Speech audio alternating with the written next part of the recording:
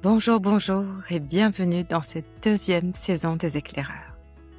Avant de commencer ce nouveau chapitre, je voulais simplement vous dire merci pour votre écoute et votre fidélité. La première saison des éclaireurs a été un temps de partage, de découverte, de paroles sincères. Un temps pour nommer, parfois pour comprendre, souvent pour laisser faire. Et maintenant, nous continuons ensemble avec une nouvelle saison, une nouvelle note à explorer. Et je vais partager avec vous une autre de mes passions, c'est la musique. Il existe dans le monde de la musique un objet très simple, petit, discret, presque invisible. On l'appelle le diapason. Le diapason ne joue pas de musique, il ne cherche pas à briller, il ne dit pas aux instruments comment jouer. Il donne simplement une note, une fréquence juste, et chacun s'accorde à partir de là. Si je vous parle de cela aujourd'hui, c'est parce qu'avec le temps, j'ai compris que mon chemin ressemblait beaucoup à cet instrument. Je n'ai jamais eu la prétention de dire que je savais mieux que les autres. Ce que j'ai vécu, ce que j'ai traversé, ce que j'ai compris, je ne l'ai jamais considéré comme un mérite, mais comme une grâce. Parfois comme une épreuve, souvent comme une mission. Les éclaireurs sont nés de là. Pas d'un concept, encore moins d'une stratégie, mais d'un appel intérieur. J'ai longtemps cru que ce que je faisais, autour de l'accompagnement, c'était ça ma mission. Avec le temps, j'ai compris que tout cela n'était que des outils. Mais la vraie question n'a jamais été comment je le fais, mais qu'est-ce que je sers. Je me suis rendu compte que ce qui touchait les gens, ce n'était pas tant ce que je disais, mais d'où je le disais. Ma voix est un don que j'ai souhaité honorer. Depuis toujours, j'ai su que je devais en faire quelque chose d'utile. Un canal pour transmettre, partager, créer un espace où chacun peut se reconnecter à lui-même. Je ne suis pas la source, je suis juste le passage. Quand je parle, quand je transmets, quand je tends un espace, je ne fais que laisser passer quelque chose qui me dépasse. Et dans le métier de l'accompagnement, il y a parfois une confusion. On peut croire qu'il s'agit de guider, de réparer, de transformer l'autre. Et sincèrement, je ne crois pas à cela. Je crois que nous sommes là pour aider chacun à s'entendre lui-même, à se réaccorder à ce qu'il est déjà, comme un diapason. Je ne joue pas votre musique, je ne connais pas votre chemin, je vous offre seulement une fréquence de présence, et vous faites le reste. Bienvenue dans Les Éclaireurs, saison 2, un podcast pour celles et ceux qui sentent qu'au milieu du bruit, il est encore possible d'écouter l'essentiel.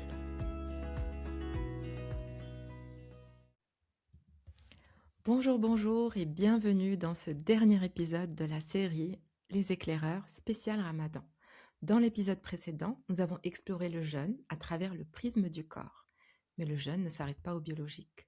Car si le corps se purifie, que se passe-t-il dans l'esprit? Que se transforme-t-il dans le cœur? Aujourd'hui, nous franchissons un seuil.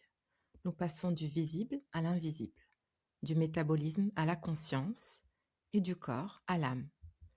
Et pour explorer cette dimension, j'ai souhaité inviter un homme dont le parcours relie rigueur intellectuelle et profondeur spirituelle. Le docteur Mohamed Amin Bellemlieh est professeur de Management Practice à Africa Business School, l'UM6P. Il y dirige le centre d'innovation Leading Transformations in Africa ainsi que le Future of Work Initiative de l'UM6P. Depuis plus de 15 ans, il accompagne dirigeants et organisations en Afrique et à l'international dans des contextes de transformation profonde. Ses travaux portent sur la transformation systémique, le leadership conscient, l'intelligence collective et les dynamiques d'émergence. À la croisée du management, des sciences sociales et des traditions de sagesse, il explore les conditions d'une transformation durable, articulant développement intérieur et transformation collective. Il est également cofondateur du cabinet Bluestorm et intervient auprès de grandes organisations publiques et privées. Mais au-delà des fonctions, il est pour beaucoup un repère, un homme d'intériorité, un passeur. quelqu'un qui ne sépare pas la raison de la foi, quelqu'un qui pense la transformation des systèmes sans oublier la transformation de l'âme. Son parcours incarne cette articulation rare, penser le monde, tout en cultivant le lien avec le divin. Aujourd'hui, je ne l'invite pas pour parler d'institutions, de stratégie ou de leadership organisationnel, je l'invite pour parler du secret du jeûne. Pourquoi, à travers les siècles et les traditions, cet acte traverse l'humanité? Pourquoi, après la prière, est-il considéré comme l'un des actes les plus intimes entre l'homme et Dieu? Si l'épisode précédent nous a appris comment le jeûne transforme le corps, celui-ci nous invite à comprendre comment il élève l'être. Bienvenue, cher docteur Mohamed Ami. Merci d'avoir accepté mon invitation sur les éclaireurs. Vraiment, c'est un honneur et j'ai hâte que tu nous éclaires de ta connaissance et de ton savoir à travers cette thématique. Bonjour Aïcha, merci de m'avoir invité à ton podcast. Alors, lors d'une discussion passée qu'on a eue, tu m'as offert un cadeau et je choisis en fait cette métaphore pour explorer cet épisode et c'est celui de la chrysalide. Alors, on dit que la chenille porte en elle une cellule imaginale, une cellule qui n'appartient pas à son état présent, mais à son devenir, la cellule du papillon. Et lorsque le moment vient, ce n'est pas la chenille qui décide de devenir papillon, c'est cette cellule qui s'active.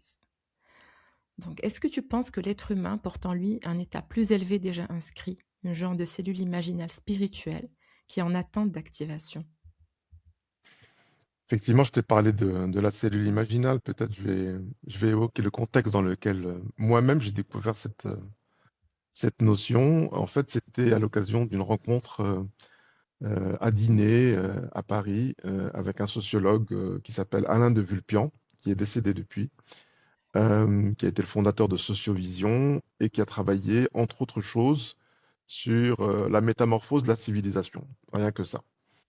Voilà. Et donc, son dernier ouvrage, qui est paru en 2016, qui s'appelle Éloge de la métamorphose, voilà, cherchait à jeter un regard sur comment les transformations profondes, ce qu'il appelle lui une métamorphose, qui va plus loin que la métamorphose, la transformation, traversaient la société occidentale et comment c'était en résonance aussi avec les autres sociétés d'Extrême-Orient, etc.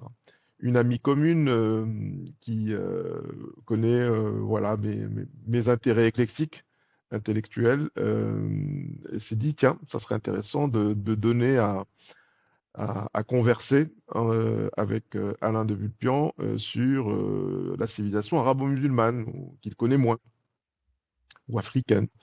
Voilà, donc on a eu ce dîner qui était tout à fait étonnant et il me parlait justement d'un concept qu'il appelait les animaux étranges, qui est ce nouveau type de collectif hybride qui participe de la transformation de nos modèles, qui font le pont entre la société civile, le secteur public, l'entreprise privée, l'initiative personnelle. On en a vu beaucoup de ces animaux étranges, comme ils les appellent, pendant le Covid, par exemple, Mhm. et qui ont été des vrais facilitateurs de résilience pour simplement de la sécurité alimentaire, pour de la solidarité sanitaire, pour des soins pour les gens qui en avaient besoin, etc. Et il me parlait de ça en me demandant voilà, quelle était ma perspective et quelle était la perspective du monde arabo-musulman. Je lui dis, je ne sais pas si je peux parler au nom du monde arabo-musulman, mais je peux parler en mon nom propre. Et je lui disais des choses voilà, qui semblaient l'étonner. Et à un moment donné, il m'a dit, mais il y en a beaucoup des comme vous. Je lui dis, où ça? En Maghrébie? Il a souri parce que c'était une petite touche d'humour, un peu sarcastique. Il a dit, non, non, vous comprenez ce que je veux dire. Je lui disais, je ne sais pas, je pense que on est plus nombreux que ce qu'on croit, mais on doit constituer un segment qui s'ignore, de ces personnes qui pensent à la marge de la pensée dominante. Pour autant, qui sont des personnes actives, etc. J'essaye d'être une personne active. Il a fait un grand sourire et m'a dit, vous êtes une cellule imaginale. Voilà, avec un grand point d'exclamation verbal. J'étais en train de quitter le dîner et je lui ai dit, merci quand même. Je sais pas ce que c'est, mais il m'a dit, renseignez-vous. Ouais. Et effectivement, tu l'as bien évoqué, Aïcha, et c'est quelque chose qui m'a marqué.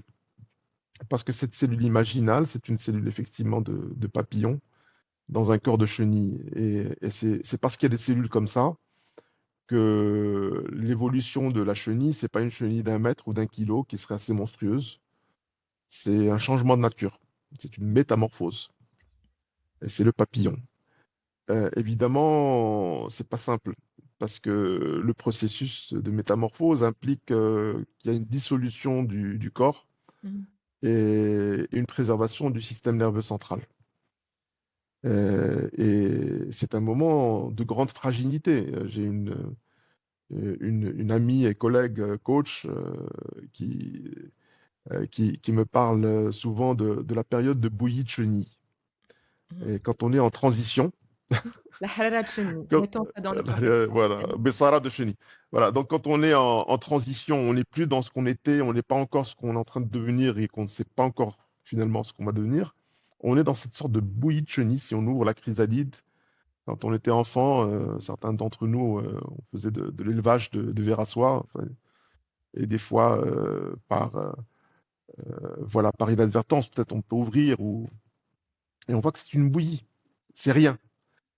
Et pourtant, c'est pas rien, c'est tout le potentiel qui est là. Et donc, ces cellules attaquent les autres cellules, ne sont pas très contentes. Parce que être dissous, c'est pas agréable. Le mot est faible. Et donc, elles tendent à essayer de tuer les cellules imaginales. Ce qu'elles arrivent à faire parfois. Sauf que les cellules imaginales, tout ça, ça a été théorisé par les prédécesseurs de Claude Bernard au XIXe siècle en biologie, elles se constituent en disques imaginaux. Et moi, c'est ça qui m'a marqué. Un disque imaginal, et puis un autre disque imaginal, et puis un autre, et un autre. Et, et c'est le papillon qui est en train d'émerger. Voilà. Un disque imaginal, c'est compliqué à tuer. Ok, ouais. C'est plus résilient. L'union Et fait la force. quand j'ai vu ça, je me suis dit, ouais, bah, je dois aider à constituer des disques imaginaux humains, alors. Voilà, c'était ça. Bah, c'est magnifique. C'est une très belle mise en contexte et c'est quelque chose qui m'a marqué dans notre conversation. C'est pour ça que j'ai voulu l'aborder parce que je trouve que vraiment ça décrit parfaitement bah, nos systèmes et que j'ai même trouvé que le parallèle avec Ramadan était aussi intéressant.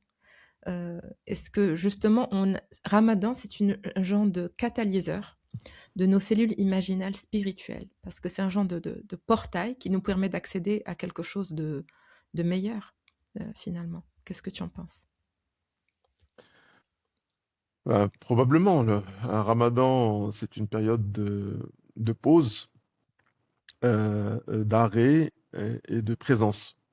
Voilà, donc de présence au rythme naturel, et de présence au vide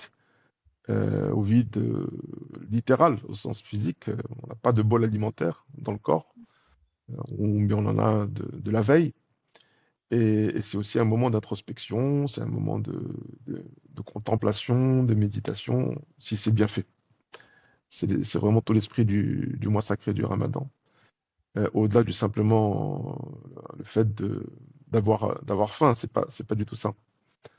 Dans un sens profond, c'est le lâcher. C'est ce principe du lâcher prise, de la présence. Euh, Quelqu'un comme il y a un sociologue allemand qui s'appelle Hartmut Rosa, qui a écrit deux ouvrages, un sur l'accélération du temps effréné, qui constitue une sorte d'aliénation des personnes. On est Mhm. aliéné par cette accélération, la vitesse pour la vitesse. Et en fait, ce qui est intéressant, c'est que son deuxième livre, enfin son livre suivant, c'était pas la lenteur en contrepoint de l'accélération. Pour lui, le contrepoint de l'accélération, c'est la résonance. C'est la résonance profonde. La résonance à soi, la capacité d'être en qualité de présence authentique à soi-même, à autrui au monde. D'accord? Et c'est ça l'esprit du ramadan, je trouve. C'est vraiment restaurer cette qualité de présence et de résonance Le mot arabe est très beau. Pour résonance, c'est ranin, ar-ranin, Mm. Mm. la C'est résonance. Voilà. une musicalité dans Ranin C'est qui une est un peu. musicalité. Voilà. Ranin, c'est vraiment cette capacité à se connecter à la musique profonde des choses. Voilà, ça Mm. c'est. Donc, en quelque sorte, le mois de Ramadan, c'est un diapason qui nous aide à nous réaccorder à nous-mêmes. On peut le voir comme ça. Mm. Alors, on le vit souvent comme un mois d'effort, ou est-il plutôt un mois de révélation de ce qui est déjà là, comme pour ces cellules imaginales qui sont actives chez la chenille? Est-ce que il vient activer en nous cette part encore invisible? C'est un bon point. Est-ce qu'on apprend des choses vraiment ou est-ce qu'on les découvre? C'est une grande question. Donc, les traditions de sagesse ont répondu à ça et des scientifiques plus contemporains ont parlé de ça aussi. Euh, je vais commencer par les scientifiques contemporains et puis en résonance à ta question, et je vais revenir à des traditions de sagesse, mais j'aime beaucoup les travaux de gens comme Rupert Sheldrake, euh, qui, je pense, a été enseignant à Cambridge, qui est biologiste et qui parle de la résonance morphique. Lui aussi, il parle de résonance, morphic resonance. Et cette notion de résonance morphique, il parle des champs morphiques. Mhm. C'est une sorte de champ informationnel. Évidemment, c'est une théorie spéculative. Il y a eu des éléments d'expérience qui ont été menés tout à fait intéressantes, mais qu'on n'arrive pas à expliquer. C'est que lorsque on fait travailler, par exemple, sur des mots croisés ou des puzzles, un groupe de personnes nouveaux mots croisés ou puzzles ou autres, et que dans des conditions d'expérience sous contrôle, on donne le même puzzle à un deuxième groupe par la suite. Le deuxième groupe, puis le troisième, puis le quatrième le font plus vite. Mhm. Et à chaque fois qu'on change d'expérience, le premier le fait dans un certain temps, et le deuxième le fait plus vite, puis encore plus vite, puis encore plus vite. Mhm. C'est c'est comme si l'information était quelque part dans un champ. Mhm. Évidemment, c'est difficile à justifier ou à prouver par des éléments de preuve, mais il y a des éléments de evidence, Mhm. d'expérience qui tangibilisent ça. Cette notion, Erwin Laszlo parlait d'autre chose, il parlait des annales akashiques, c'est lui qui a parlé etc. Donc il y a pas mal de personnes qui parlent du fait qu'il y a une sorte de grand champ informationnel qui nous entoure, qu'on ne comprend pas encore tout à fait, mais c'est ce qui fait dire à pas mal de personnes, ce qu'on pense être nos pensées ne sont pas forcément nos pensées. Mhm. Dans les traditions plus anciennes, par exemple dans le contexte islamique, on parle de la fitra. Oui, la bonté originelle. Euh, alors c'est bien plus que ça, c'est la nature primordiale, Mhm. quintessentielle dans toutes ses potentialités. La fitra, c'est pas juste la bonté. La fitra, il est bon. Non, la fitra, c'est la, la pure potentialité primordiale qui contient toute chose. Voilà, c'est une définition possible. Et en réalité, on est porteur de ça, selon cette tradition. Voilà. Et tout le travail d'une discipline, d'une pratique spirituelle comme le ramadan, pratique bien pensée et bien menée, vise à favoriser cette reconnexion avec la fitra, dont on est porteur. Mhm. Voilà. Mais en Et fait, en réalité, tous les penseurs de l'humanité l'ont dit avec des mots différents. Jung parlait de l'inconscient collectif. Beaucoup de gens parlaient de beaucoup de choses.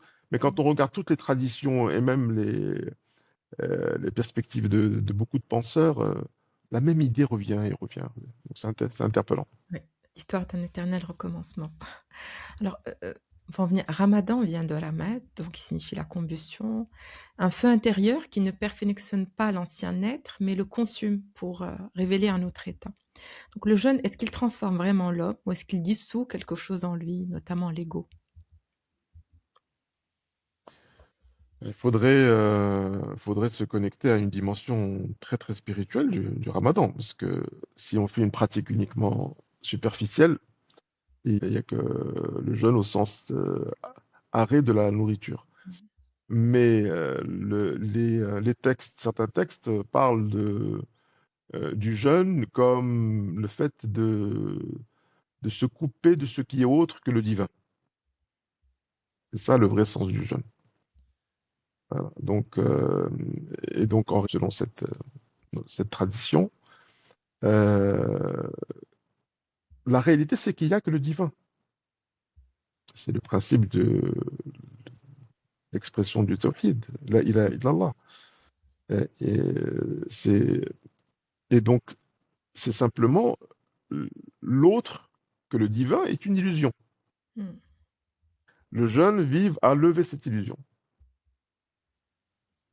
Donc Voilà. ça, en fait, c'est censé être vraiment la règle et non l'exception. On vit dans une chimère et ce mois de Ramadan est censé nous connecter justement à notre fitra et qu'on se souvienne de qui on est vraiment. C'est pas vraiment un mois d'effort et de matérialité, c'est tout à fait l'inverse. Et si on le vit de la bonne manière, il est censé justement nous transmuter. Je ne sais pas s'il n'y a pas d'effort. Il y a de l'effort. Pourquoi? Mais c'est pas de l'effort pénible. C'est pas de l'effort pénible. Il y a euh, un verset qui dit Lan tanalul birra hatta tunfiqu mimma tuhibbun. C'est-à-dire qu'il y a toujours un prix à payer. Mm, Mais c'est pas quelque chose de pénible.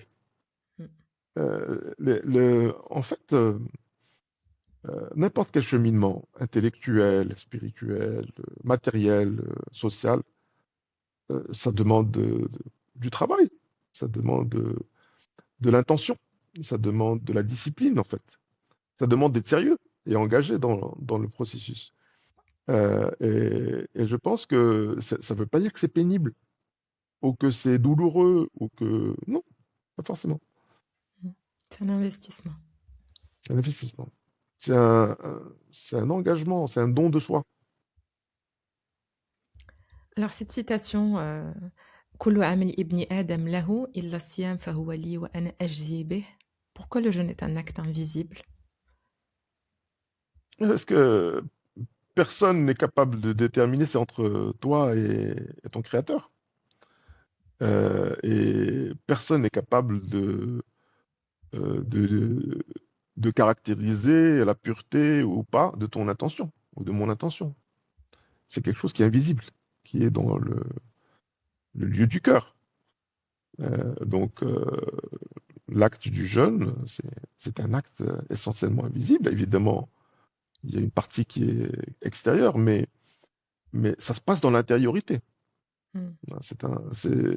C'est déjà être face à soi-même et face à son créateur, on revient à la base. On revient à l'essence de ce qu'on est. Et c'est pour ça justement qu'il y a cette dimension universelle, on trouve le jeûne dans toutes les religions, dans toutes les pratiques. C'est quelque chose qui, depuis la nuit des Exact. temps, est le fil rouge entre ben, toutes les pratiques religieuses.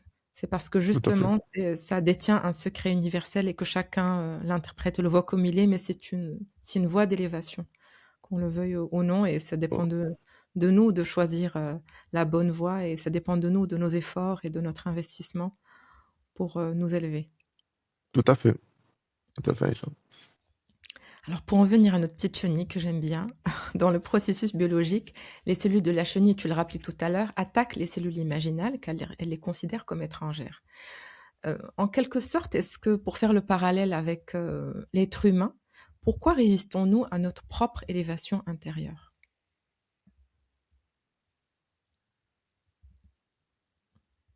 C'est une grande question. Quand on regarde, par exemple, ce que nous disent les neurosciences sociales, elles nous montrent que le cerveau, il est câblé pour résister au changement. Tout en nous, c'est les biologistes qui l'ont mis en lumière, le principe de l'homéostasie. L'homéostasie d'un système vivant. Un système vivant, c'est tout, hein. C'est un corps humain, une forêt. Tout fonctionne dans une sorte de continuum entre deux forces antagonistes. Des forces de conservation ou de Mhm. non-changement et des forces d'évolution ou d'adaptation. Et entre les deux, tous les paramètres fondamentaux d'un système, par exemple la température du corps humain, par exemple le pH, par exemple l'équilibre neurochimique, tout tend à fluctuer dans une sorte de stabilité entre ces deux forces. Mm.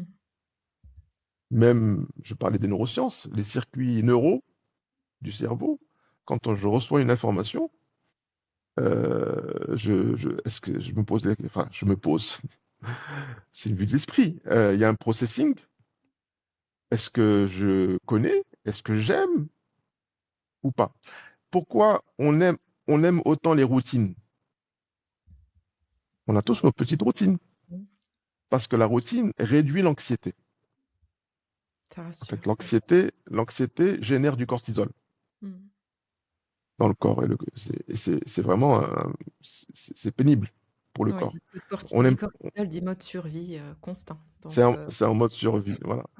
Donc en fait, le, la résistance au changement, moi qui ai beaucoup travaillé sur cette question du changement et de la transformation, le grand scoop, c'est que c'est quelque chose qui est tout à fait naturel.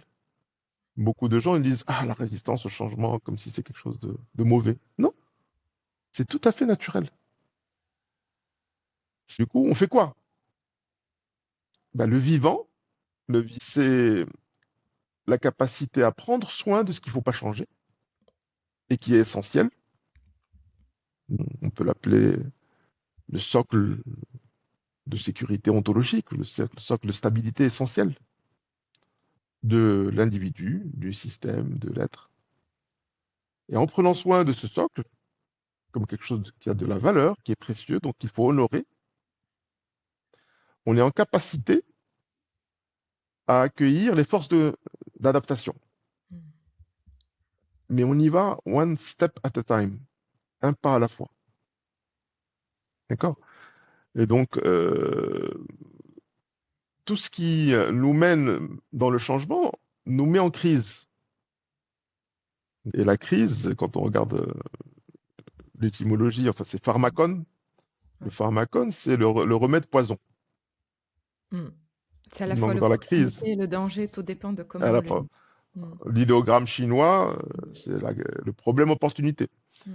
Le crise, c'est un problème opportunité. Donc voilà, donc et moi j'aime beaucoup aussi cette citation d'un poète qui s'appelle Hölderlin, qui disait là où croit le péril, croit aussi ce qui sauve. C'est Mm. souvent cité par Edgar Morin. Voilà, donc si on revient à notre tradition islamique, un auteur comme Ibn Ata'Allah al-Iskandari, il a un vers magnifique euh, qui disait Kam min niqmatin fi tayyiha ni'ma, wa kam min ni'matin fi tayyiha niqma. Niqma, c'est l'épreuve. Dans ces tréfonds, il y a une ni'ma. Il y a quelque Mm. chose de profondément bénéfique. Et Ouais. combien de choses bénéfiques en apparence, dans leurs tréfonds, quand on regarde, Mm. comportent Finalement. leurs وعسى travers وتكرهوا ou leurs شيئا épreuves. خير لكم وعسى وتحبوا Hmm, شيئا هو شر لكم. Donc, tout se c'est rejoint ça. finalement. Alors, le ramadan révèle-t-il ce combat intime, donc jihad nefs, entre ce que nous sommes et ce que nous sommes appelés à devenir? C'est pour ça qu'il nous challenge autant finalement. Ben oui, effectivement, parce que le changement implique de faire face à ses penchants naturels, à ses facilités. Et j'essaie à chaque fois de faire le pont avec la science contemporaine pour montrer que c'est quelque chose qui est ni contemporain ni ancien. Enfin, c'est quelque chose qui est de l'ordre de la sagesse. Euh, il y a Daniel Kahneman qui a écrit son ouvrage célèbre Thinking Fast, Thinking Slow, parlait de deux types de systèmes de pensée, le système 1 et le système 2. Mhm. Le système 1, il génère des réponses quasi automatiques, de facilité, rapide. Le système 2, il demande plus d'énergie, plus de temps, il est plus lent, mais il est plus profond. Donc on a tendance à activer le système 1. par défaut. Mm. Oui. Voilà. Euh, il faut taire ce système 1 et laisser le système 2 s'activer. Voilà. Donc, le ramadan, c'est aussi un temps de lenteur. C'est un temps de processing, de contemplation, de ta'ammul, de tadabbur, de tafakkur.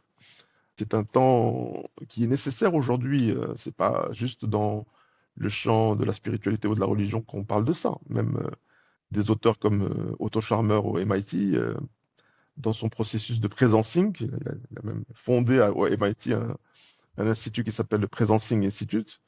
Il parle du lien récursif entre la transformation personnelle et la transformation collective. C'est pas le seul. Il parle de comment est-ce qu'on passe d'un égo-système à un écosystème. Et, et justement, sa théorie du U, c'est comment se mettre en présence profonde au futur qui est là en émergence, en Mm. potentialité, qui cherche qu'à s'exprimer. Et c'est vraiment quand on s'installe dans cet accueil profond, authentique, ce silence, et qu'on laisse ce futur éclore. Voilà. Voilà, c'est pas des travaux de spiritualité. Ici, c'est vraiment des travaux en management. C'est tout à fait étonnant. En sciences sociales, pareil. Il y a pas mal de personnes qui ont dit la même chose. En réalité, pour moi, ça participe de la sagesse de l'humanité. C'est des choses qui transcendent les disciplines, qui transcendent même les époques. Pour moi, c'est intemporel.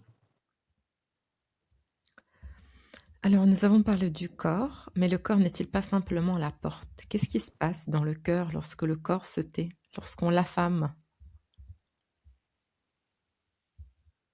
Euh, le cœur, encore une fois, ça a été beaucoup traité dans la tradition islamique et ça a été beaucoup traité aujourd'hui dans les sciences plus contemporaines. Je vais commencer par ces dernières et je vais revenir à la première. On parle de l'importance de l'intelligence du cœur, l'intelligence émotionnelle et sociale, l'intelligence relationnelle. J'ai eu un magnifique échange avec quelqu'un qui est devenu un ami et qui a été un praticien de l'entreprise libérée en France et qui a mené, on entend parler de l'entreprise libérée, l'entreprise consciente, l'entreprise collaborative. Et il arrivait après pas loin de 10 à 15 ans de pratique, vraiment à une échelle d'une entreprise qui faisait plusieurs centaines de millions et plusieurs milliers de collaborateurs. Il arrivait à cette conviction que évoluer vers un mode d'entreprise collaborative exige un niveau de conscience, un niveau d'intelligence relationnelle et émotionnelle élevé. Et là, c'est le travail du cœur. C'est aussi le travail, bon, tous les travaux sur l'intuition, l'importance de l'intuition. En réalité, quand on regarde la prise de décision qu'on est amené à faire, on ne prend pas nos décisions à la suite d'un processus analytique rigoureux avec un protocole ou avec un algorithme ou avec une matrice ou un outil. Et après, on prend une décision qu'on va appliquer. Ça, c'est dans les textbooks. La réalité, c'est que on peut plus ou moins processer, analyser, mais à un moment donné, on me dit, je le sens pas. Mhm. On y va à Ou je l'instant. sens que, Mhm. voilà, il y a quelque chose qui vient de l'intérieur, et cette capacité à être à l'écoute de ce qui vient à l'intérieur, eh ben, aujourd'hui, c'est ni mystérieux, ni magique, ni rien du tout. C'est simplement que c'est pas suffisamment mis en lumière. Ça a été étudié, il y a beaucoup d'expériences justement dans les laboratoires sur des expériences de neurosciences sociales par les travaux de Antonio Damasio qui montrent l'importance de l'intuition. En réalité, par feeling, ce qu'on appelle le gut feeling, l'instinct, l'intuition viscérale ou ces sensations. On parle aussi d'intelligence somatique. Il y a beaucoup de travaux qui sont faits sur l'intelligence du corps. Le corps nous parle. Mhm. Il ne En se fait, trompe tout pas. est, Ouais. et il se trompe pas. Et donc cette capacité à écouter la dimension du cœur, qui est la dimension du lien, qui est la dimension de l'intuition, qui est la dimension de l'imagination créatrice, qui est la dimension de l'authenticité, qui est le lieu aussi où réside l'intention, la force, la puissance et la pureté de l'intention. la niya, qui anime notre acte. Voilà.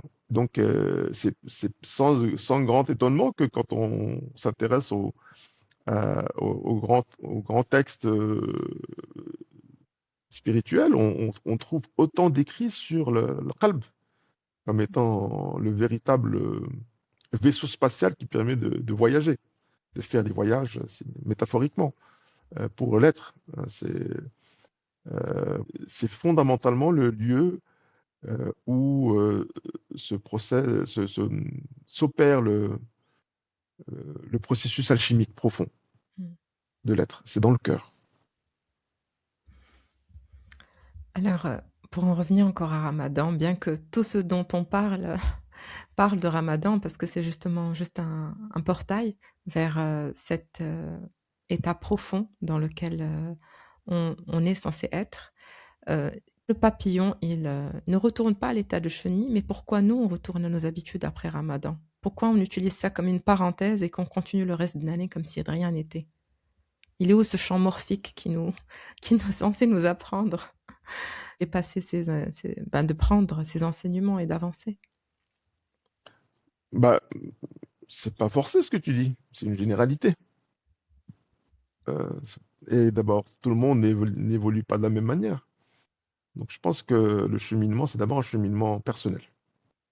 Et chacun évolue à partir de son intention et du degré d'engagement et de sérieux que la personne met dans son travail. Et Ramadan donne ce qu'on y met. Donc si on y met une occasion d'introspection, de contemplation, de, de réglage harmonique profond, hein, de résonance avec soi, avec les autres, eh ben, il en restera des choses au-delà du Ramadan. Ceux qui le font, disons, juste par la forme et par la forme extérieure de l'arrêt de l'alimentation, bah, ils vont peut-être perdre un peu quelques kilos, ceux-ci ne font pas des excès le soir. Mm. Euh, dans le travail sur soi, le travail personnel, on récolte ce qu'on sème. Donc, il n'y a pas de règle.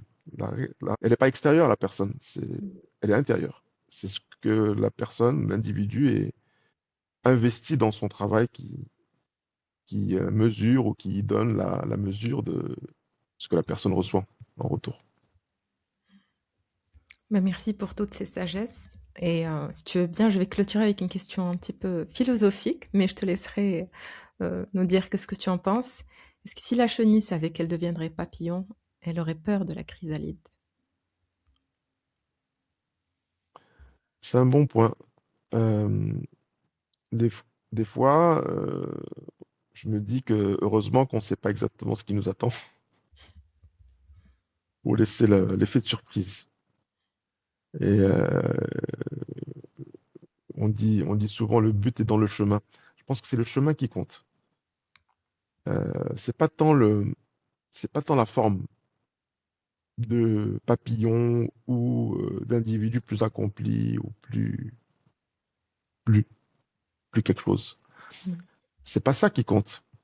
C'est le processus, c'est la qualité du processus, la qualité du lien à soi, la qualité de résonance euh, qui détermine finalement l'outcome, quoi, le résultat de ça.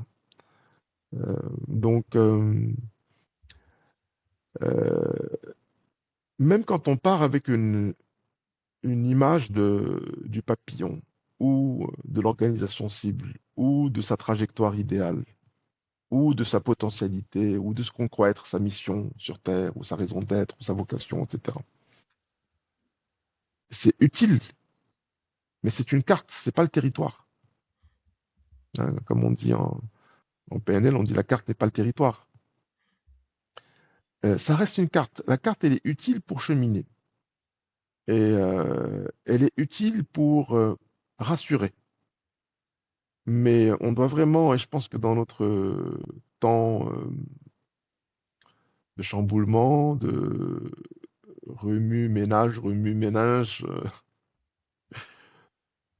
tous azimuts de tous nos repères, ça nous amène à faire la paix avec l'instabilité et l'incertitude et apprendre à cheminer vers des choses qu'on ne connaît pas encore. Et même si on croit connaître, il faut être prêt à changer de cap. Donc, même si la cellule s'imagine papillon, peut-être qu'elle sera autre chose. Hmm. Magnifique, merci. Si tu devais poser une doua ou laisser une intention à nos auditeurs, à toute la communauté durant ce mois sacré de Ramadan, qu'est-ce que tu voudrais leur dire? Ben, une intention, ça serait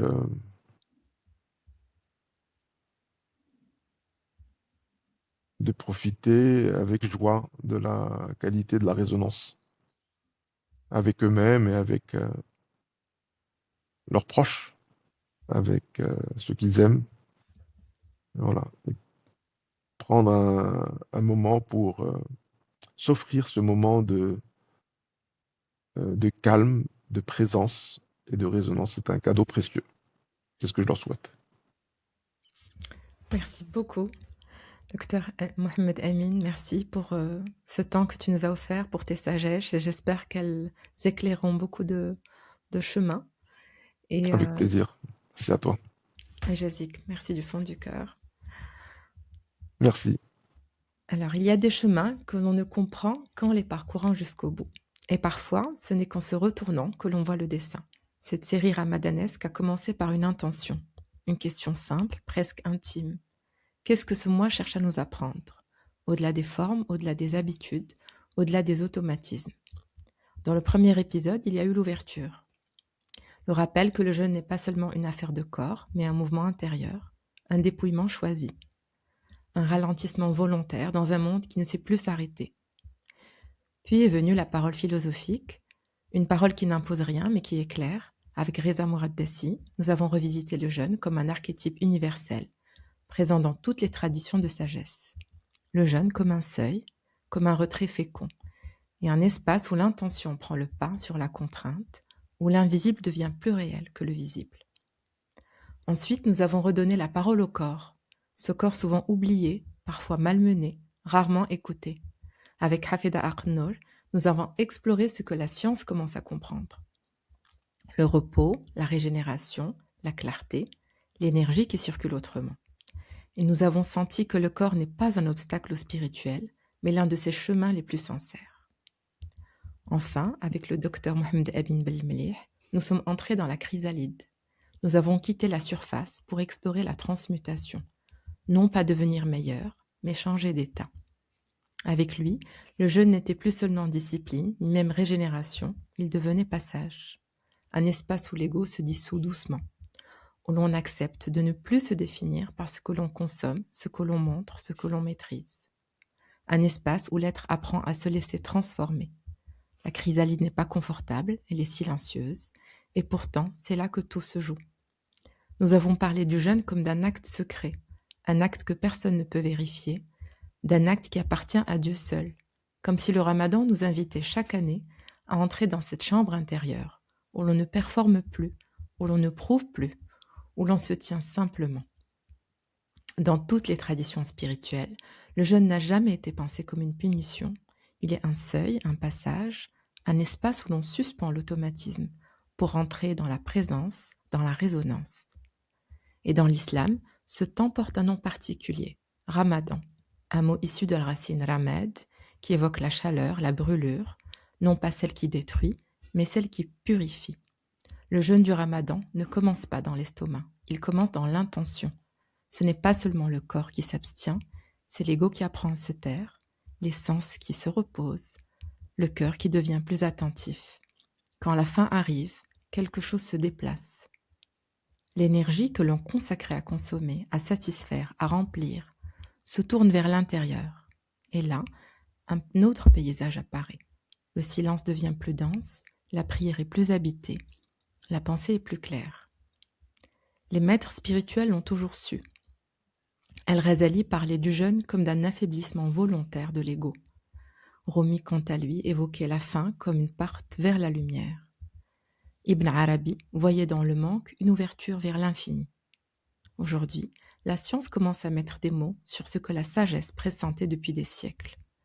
Le repos digestif, la régénération cellulaire, la clarté mentale. Mais il reste toujours quelque chose qu'on ne peut pas mesurer, quelque chose de subtil, un déplacement antérieur. Et dans l'islam, le jeûne possède une singularité rare. Il est invisible. Personne ne peut vérifier ton jeûne, personne ne peut le prouver à ta place, il ne s'exhibe pas. C'est peut-être pour cela qu'il est dit que le jeûne appartient à Dieu seul, parce qu'il se vit dans le secret, dans cet espace intime où l'être humain se tient face à lui, sans décor et sans témoin. Et puis il y a ce moment particulier, suspendu dans le mois, Laylat al-Qadr, la nuit du destin. Une nuit où, dit-on, le ciel s'ouvre un peu plus, où la parole divine est descendue, où une seule intention peut valoir 1000 mois. Ramadan devient alors plus qu'un mois, il devient une traversée, où l'on apprend que le manque peut enseigner la gratitude, que la retenue peut ouvrir à la générosité, que le dépouillement peut conduire à l'abondance. Et quand le mois s'achève, ce n'est pas une fin, c'est un retour. L'Aïd, justement, marque le retour à la fitra, cette disposition originelle de l'être humain, à la bonté, à la simplicité, à la justesse. La vraie question n'est alors plus « ai-je réussi mon ramadan ?», mais plutôt « qu'est-ce que ce mois a déplacé en moi ? Qu'est-ce que je choisis de continuer à nourrir maintenant que la table est à nouveau pleine ?» Car le jeûne, au fond, ne nous vide pas, il nous réaligne. Il nous rappelle que parfois, c'est en retirant que l'on retrouve l'essentiel. C'est avec cette intention que se referme cette série des éclaireurs, non comme une fin, mais comme une invitation à continuer autrement, à vivre plus en conscience, à laisser de temps en temps le jeûne sous toutes ses formes, nous rappeler que le chemin est celui du divin. Le jour où l'on rend le jeûne, mais pas le lien. À toutes celles et ceux qui ont traversé ce ramadan avec nous, je souhaite un Eid Mubarak, un Eid de paix, de douceur et de gratitude, que la lumière partagée tout au long de cette série ne s'éteigne pas avec la fin du mois, mais qu'elle continue d'habiter vos gestes, vos paroles et vos silences, et que l'esprit du ramadan, cet appel à la conscience, à la présence, à la reliance, demeure vivant en vous, comme une boussole intérieure, bien au-delà du calendrier.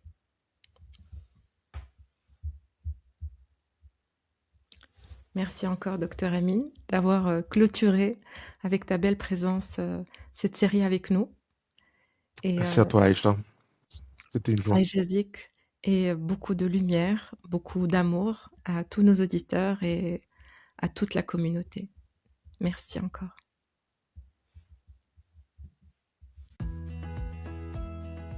Merci d'avoir pris ce temps.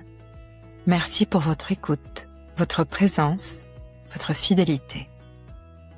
Avant de refermer cet épisode, laissez peut-être résonner ce qui a fait écho pour vous, sans chercher à tout comprendre, sans chercher à tout retenir. Comme un diapason, une note suffit parfois pour se réaccorder. Les éclaireurs ne donnent pas de réponse toute faite. Ils offrent un espace, un temps, une vibration. Et chacun repart avec ce qui est juste pour lui. Merci d'être là et de faire vivre cet espace d'écoute et de transmission. À très bientôt dans les éclaireurs.